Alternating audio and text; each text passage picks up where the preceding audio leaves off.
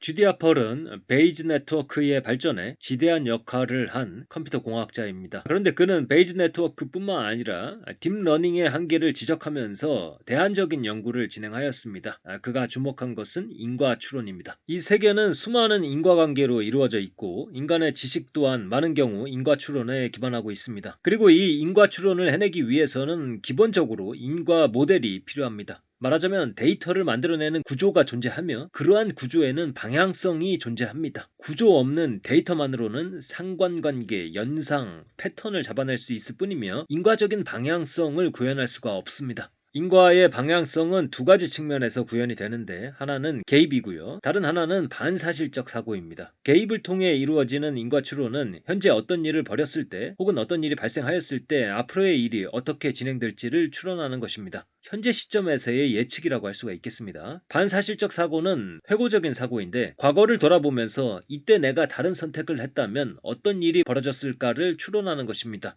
즉 과거의 한 지점을 회고하고 그 순간 다른 행동을 취했다면 연쇄적 변경을 일으키면서 발생 가능했던 대안적 세계를 상상하는 것입니다. 이러한 내용을 주디아 펄이 설명하는 인과의 3단계로 정리를 해보겠습니다. 인과 사다리의 1단계는 보는 것 혹은 관찰하는 것입니다. 개입하는 것이 아니라 그냥 보는 것입니다. 여기서 발견되는 것은 규칙성입니다. 관계가 있다, 연관이 있다 등으로 자주 표현됩니다. 상관성 혹은 패턴을 학습하는 이 1단계에 대부분의 동물 그리고 머신러닝이 속해 있습니다. 예를 들어 치약을 샀는데 치실을 같이 살 확률은 어떻게 되는가는 1단계에 속하는 질문입니다. 여기서는 경향성을 단순히 지켜보고 있을 뿐으로 어느 것이 원인이고 어느 것이 결론인지는 데이터만으로 알 수가 없습니다. 베이즈 확률도 마찬가지며 구조, 모델 없이 시도하는 모든 확률적인 방법들은 1단계에 머문다고 설명하고 있습니다. 물론 이 1단계의 방법론만으로도 많은 것을 해결할 수가 있습니다. 올빼미가 쥐를 사냥할 때 쥐가 먹을 만한 대상인지, 쥐는 어떤 습성이 있는지, 쥐를 잡기 위해서 무엇을 해야 하는지를 올빼미는 패턴으로 알고 있습니다. 마찬가지로 마케팅 담당자는 치실과 치약 판매의 상관관계를 잘 알고 있습니다. 그저 패턴과 경향성을 알고만 있어도 사냥을 잘 해낼 수 있고 물건을 잘 팔 수가 있는 것입니다. 인과 사다리의 2단계는 개입입니다. 우리는 무엇을 하기 전에 추론을 합니다. 이렇게 하면 저렇게 될 것이다를 시뮬레이션 하면서 끊임없이 개입에 의해서 벌어질 일들을 계산하고 있습니다. 무언가를 하기도 전에 마음에서 아는 것, 이것은 모델이 없이는 불가능한 일입니다. 개입 자체는 데이터에 존재하지 않는 것이기 때문에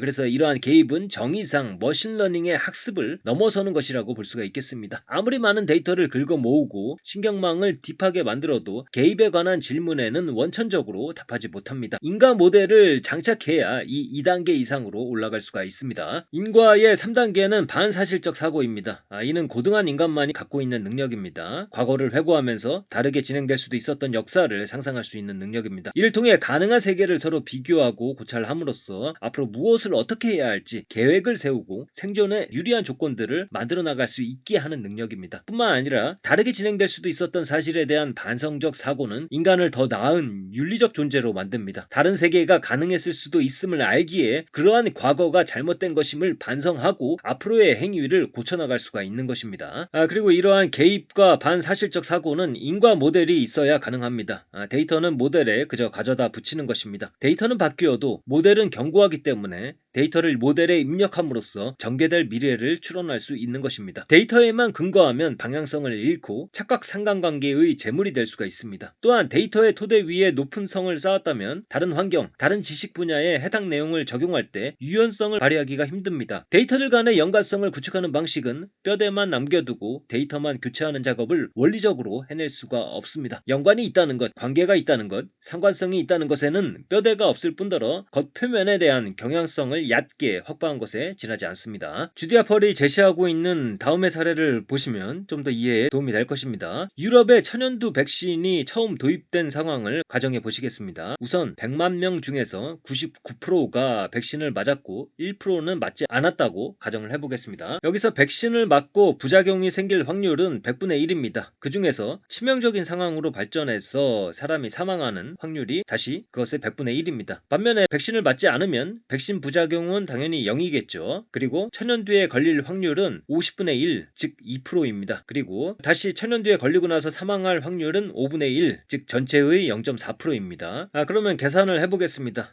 백신의 부작용은 1%, 백신 맞은 사람 99만 명 중에 9,900명이 백신의 부작용을 겪습니다. 그리고 다시 100분의 1인 99명이 사망하게 됩니다. 반면에 백신을 맞지 않은 사람 1만 명 중에 200명이 천연두에 걸리게 됩니다. 그리고 그 중에 40명이 사망하게 되죠. 이렇게 비교를 해보면 천연두에 걸리는 것보다 백신을 맞음으로써 더 많은 사람이 죽게 되는 것으로 보입니다. 그렇다면 백신을 맞지 않는 것이 더 좋다라고 결론을 내릴 수 있을까요? 이에 대한 답을 내기 위해서는 반사실적 사고를 전개해야 합니다. 처음에 백신 접종률이 99%라고 가정하였습니다. 여기서 반사실적 질문을 던집니다. 백신 접종률이 0%였다면 어떻게 될 것인가? 천연두 걸릴 확률이 2%라고 했죠. 그러면 100만 명 중에 2만 명이 천연두에 걸리게 됩니다. 즉 아무도 백신을 맞지 않았기 때문에 2만 명이 천연두에 걸리게 되고 그 중에서 4,000명이 사망하게 됩니다. 그렇다면 실제 세계에서 아까 천연두 백신을 일부는 맞고 일부는 맞지 않는, 그렇게 해서 현실 세계에서 139명이 사망하게 되었는데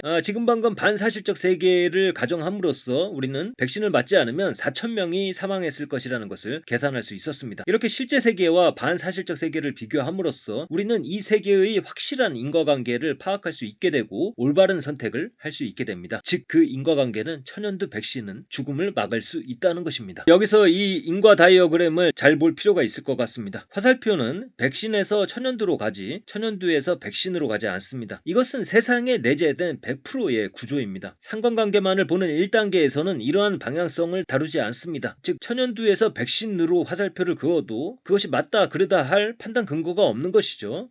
그 다음에 이 앞서 살펴봤다시피 이러한 화살표 뒤에는 확률이 숨어 있습니다. 그리고 이 확률보다 중요한 것은 인과 구조입니다. 예를 들어서 백신 기술이 발전하여 천연두에 걸리는 확률이 줄었다고 가정을 해보겠습니다. 그러나 여전히 백신이 천연두 위험을 낮춘다는 구조 자체는 바뀌지 않습니다. 구조가 바뀌지 않는 한 에스터맨드, 즉 레시피는 같으며 오로지 데이터가 변함으로써 에스터메이트가 바뀔 뿐입니다. 인간은 유아기 때부터 이러한 인과 모델에 기반한 추론 능력을 발휘합니다. 이때의 인과 모델은 단순히 단어들의 확률적인 배치에 의존하는 것이 아니라 실제 세상 속에서 살아가면서 획득하게 되는 세상의 원리에 의존하는 것입니다. 그래서 제 생각으로는 여기에 현상학이나 인류학적 탐구 방법이 결합될 여지가 있다고 봅니다. 소위 두꺼운 데이터를 통해 제대로 된 가정들을 확보할 수 있게 되고 그 가정들 위에 인과 모델을 탄탄하게 구축하는 것입니다. 그리고 그 모델에 통계 데이터, 빅데이터를 덧입혔을 때 제대로 된 인과 추론이 완성되지 않을까, 이런 생각을 해봅니다. 이러한 인과 모델에 반대하는 사람들은 가설적으로 두 변수 간의 인과관계를 상정하고 확신에 가득 찬 채 간단한 인과 다이어그램을 설정한다는 점을 비판하였습니다. 그러나 인과 추론 진영에 있는 사람들이 보기에 인과적 가정이나 가설 없이 인과 추론은 불가능합니다. 변수 간의 관계를 알지 못할 때도 발견 모드로 인과 다이어그램을 사용하면 됩니다. 그리고 만약 데이터와 인과 다이어그램이 잘 들어맞지 않으면 가설을 수정하면 그만입니다.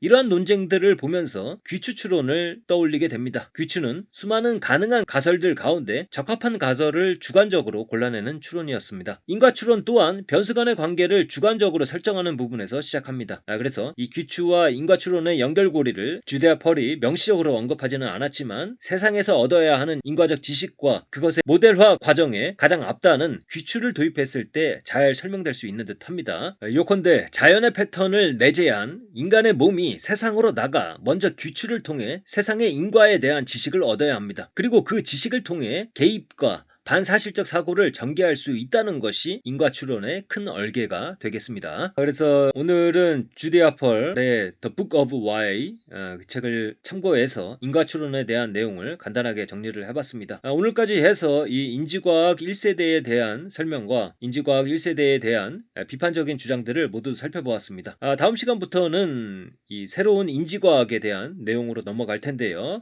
오소가 보기에는 전통적인 인지과학보다 좀 더 복잡한 구조를 전제하고 있기 때문에 난이도가 좀 더 올라간다고 볼 수가 있겠습니다. 하지만 생각해보면 인간의 인지, 의식이라는 게 어디 그렇게 간단한 구조로 되어 있겠는가, 그리고 쉽게 이해될 리가 있겠는가 라고 생각해보면 납득이 가는 측면이 있습니다. 하여간에 다음 시간부터 다음 세대의 인지과학을 천천히 살펴보도록 하겠습니다.